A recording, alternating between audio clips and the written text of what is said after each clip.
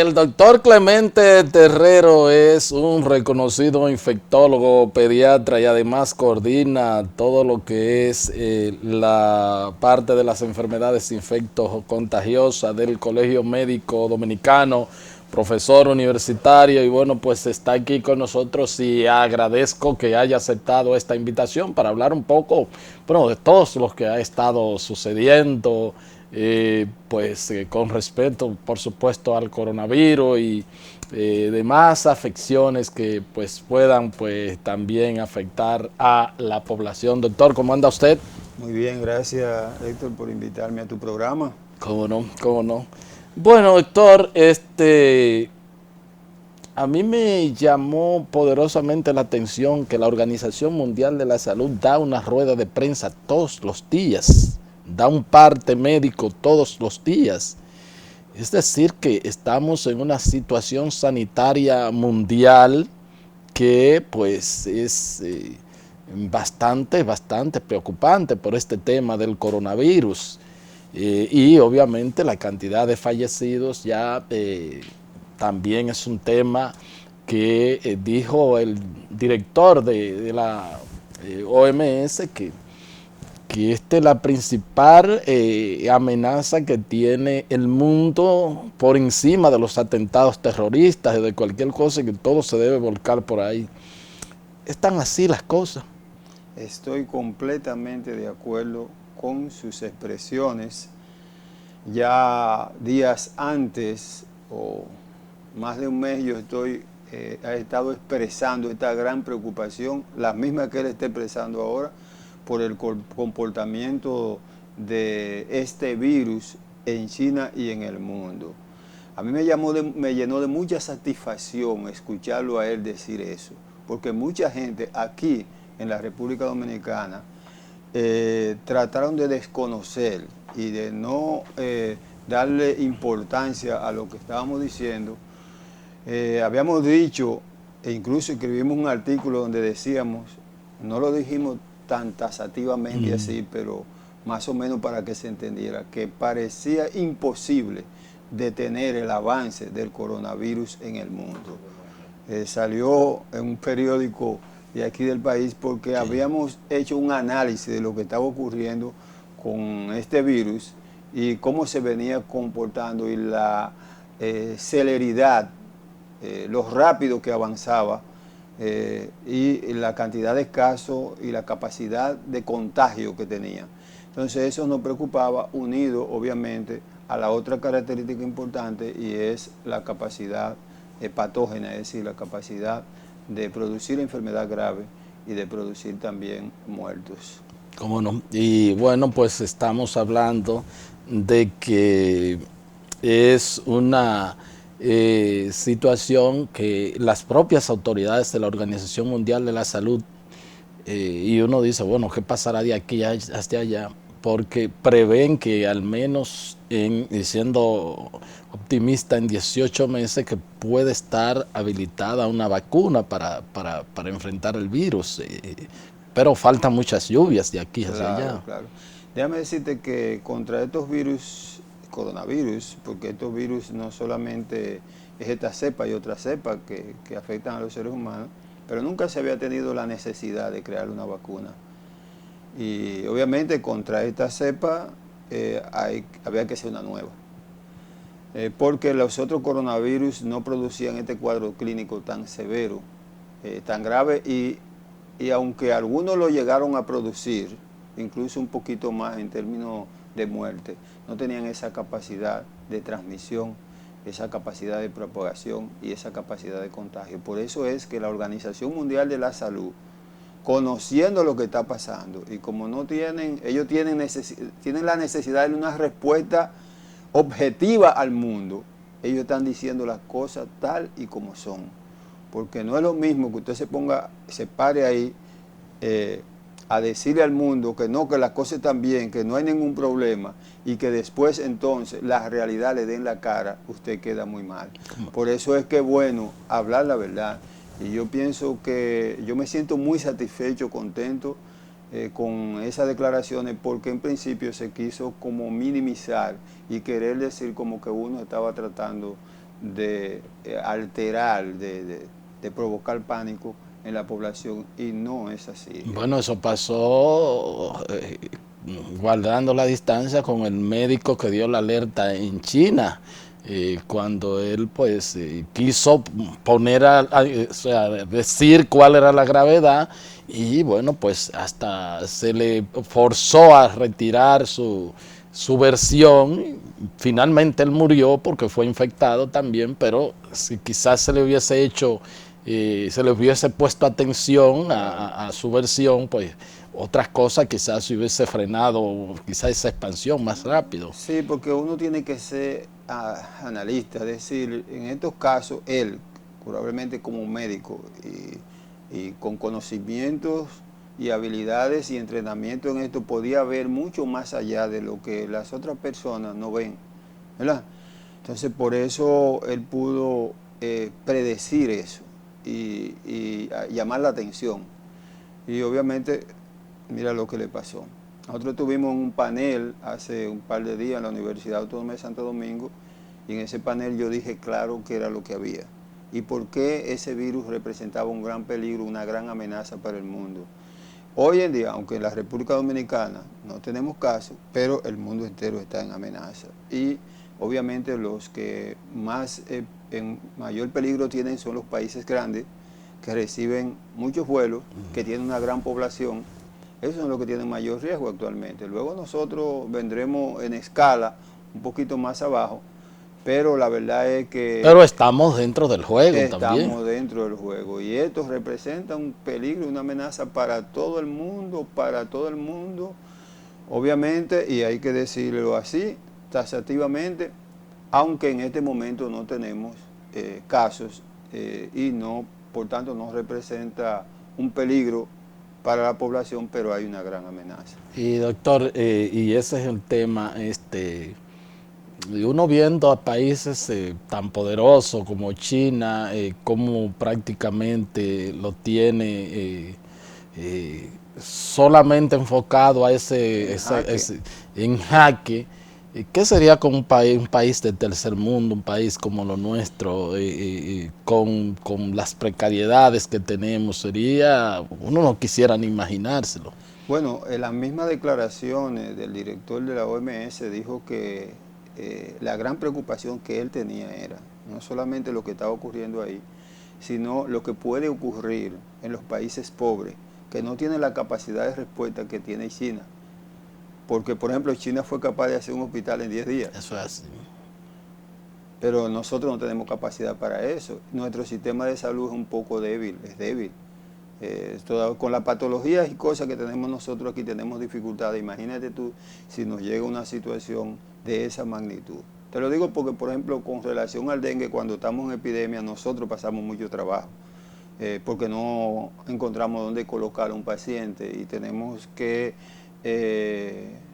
incluso ponerlo en lugar de otro cuando se agravan esas cosas, y no aceptar otros pacientes graves de otra patología, porque tenemos esto como una prioridad. Y entonces todas esas cosas, yo te lo digo porque lo he vivido día a día en el hospital donde tengo las funciones de su director, y además como personas que han trabajado mucho en dengue. Imagínate tú, esta patología que tiene una mayor mortalidad y una mayor tasa de gravedad. Y además, oye, esta enfermedad tiene mayor tasa de contagio que el dengue, porque la vía respiratoria es la vía más fácil de contagio. Claro. Mayor tasa de gravedad y mayor tasa de mortalidad. Eso te dice a ti que si eso llegase a la República Dominicana, como también puede pasar en muchísimos otros países de escasos recursos, pobres como nosotros, la situación va a ser bien difícil. No estamos preparados para eso. En realidad ningún país está preparado, ni siquiera China lo estaba cuando estaba, sí. Pero no, en el caso nuestro la situación es un poquito peor, podríamos decir, como país. Digo porque yo también puedo ver dos cosas. O sea, ¿por qué en China se está muriendo gente infectado por el virus y por qué en Estados Unidos gente que han sido infectados no se han muerto. No, lo que pasa es que el foco, o sea, el centro de infección está en China. En China. Y cuando ellos se dieron cuenta, ya la enfermedad avanzó en la población.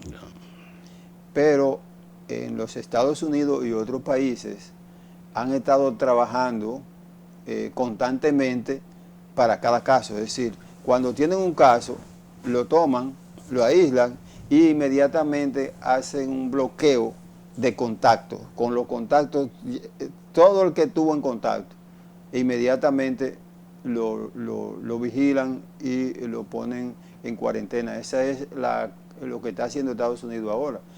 Pero eso, aún con todo eso, el riesgo es grande porque el virus tiene una característica importante y es que el periodo de incubación es muy largo. Por ejemplo, este virus tiene 3 características importantes que facilitan su capacidad de propagación. Primero, lo hemos dicho ya, es un virus que ha hecho una mutación bien perfecta, muy perfecta, casi perfecta podemos decir, una buena mutación. Adquirió características genéticas de otro virus respiratorio y lo incorporó a su organismo. Y ya de ahí reconoce los receptores respiratorios humanos. Ya él no reconoce los receptores respiratorios del animal donde vino. Ya él no hace eso. Ahora lo que reconoce es el receptor respiratorio humano. Entonces, esa mutación fue casi perfecta porque se diferenció de las otras mutaciones que ocurrieron en el pasado, como en el SARS del 2003 y el MERS del 2012, en que aquellos tenían menos capacidad de propagación y de contagio, porque parece que no fue muy buena la mutación, pero este fue perfecto. Tanto así que en el del 2003, en 9 meses produjo 8.000 casos, y este en 2 meses lleva 44.000 casos. Es decir, que esa capacidad de contagio extraordinaria te dice que esa mutación fue casi perfecta. La otra característica importante que hemos mencionado es que este virus tiene un periodo de incubación largo, 14 días. En ese periodo de incubación tú pasas por donde quieras y nadie sabe que tú llevas un virus mortal dentro. Te puede transportar a cualquier lugar. Y que tenemos un sistema de vigilancia en el aeropuerto, en el puerto, qué sé yo qué. Sí, pero eso es para los que tienen síntomas. El que no tiene síntomas pasa porque nadie lo puede detectar. O sea, aquí puede pasar una persona infectada de ese virus y puede pasar y por el aeropuerto y no es detectado. Nadie lo puede detectar, nadie, porque no hay manera de lo que detecte. No tiene síntomas, no tiene signos, una persona normal. Y la otra característica importante de este virus es que se puede contagiar en el periodo de incubación, es decir, hasta 7 días antes. Es decir, que la mitad del periodo de incubación del virus, tú te puedes pasar contagiando a las personas, ¿no? Así que esa característica tiene este virus y lo conoce la OMS, porque lo han estudiado. Por eso yo he oído a alguna gente hablando y esas cosas. Digo yo, no ha estudiado el virus ni lo ha analizado. ¿Cómo no? De esa gente que están diciendo como que aquí no va a pasar nada, que no va a ocurrir nada en el mundo, que ese virus que se va a controlar. Y no es eso. La OMS está hablando. Si cuando tú ves ese organismo internacional, ¿tú sabes cuánto está invirtiendo? Van a invertir ahora para el control de ese virus. 665 millones de dólares.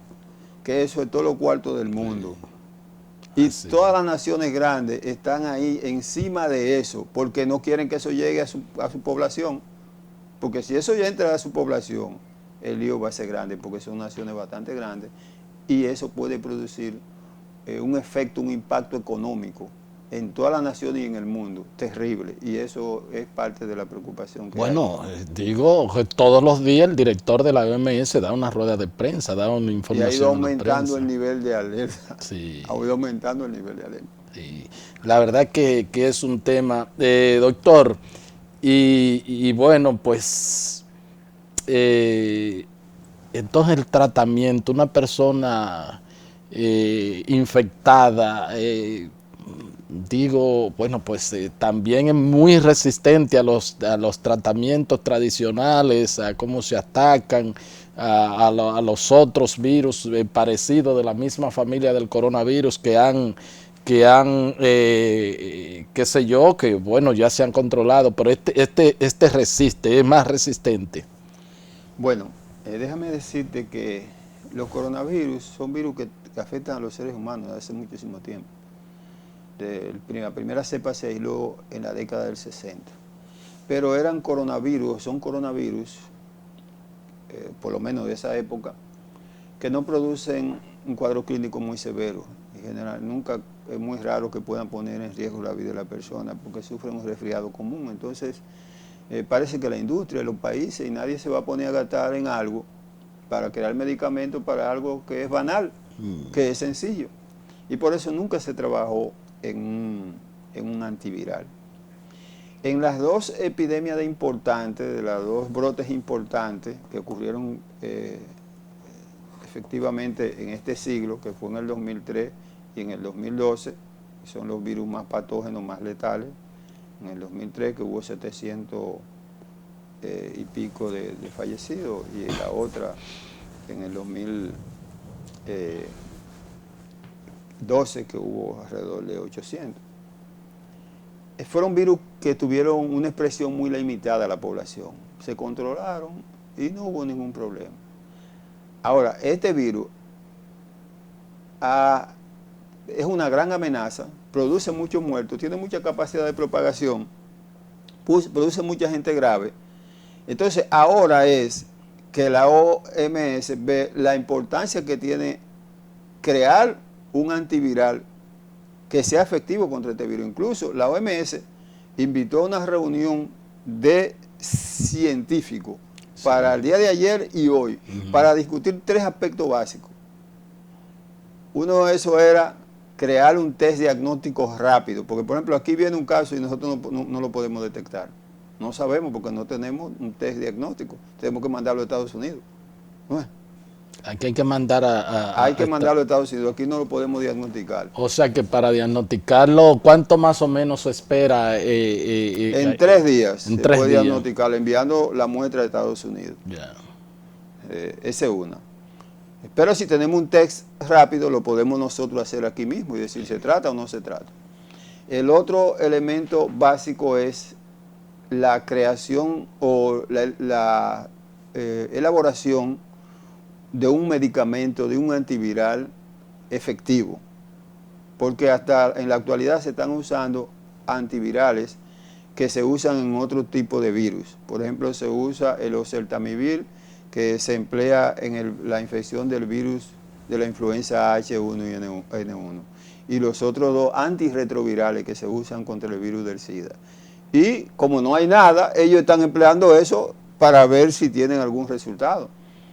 Los que lo han usado, los médicos dicen que los resultados han sido buenos, pero no sabemos si es que el antiviral ha surtido ese efecto, era que como quiera se iban a mejorar por todas las medidas de apoyo y asistencia que se le da al paciente. Okay. Pero, entonces, con esto se necesita entonces tener un antiviral que sea efectivo, que pueda reducir el impacto en el organismo, pueda evitar la gravedad y pueda evitar los fallecimientos. Y el tercer aspecto que de esa convocatoria que hizo la OMS es la creación de una vacuna. Sí, así. Es decir que actualmente no tenemos ese antiviral.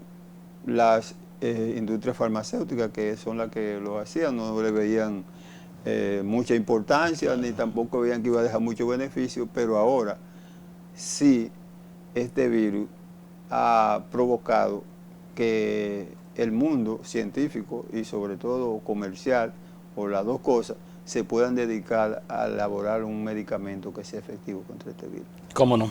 Bien, pues solicito el permiso del doctor Clemente Terrero. Si usted lo escucha hablar, ya sabe que es toda una autoridad en pues la disciplina, la especialización de la infectología. De hecho, él coordina todas las enfermedades infectos contagiosas del Colegio Médico Dominicano, es profesor universitario, es médico del Robert Reed, en sentido general, ha estado en otras instituciones de salud. Pausamos y ya regresamos con la parte complementaria de la entrevista.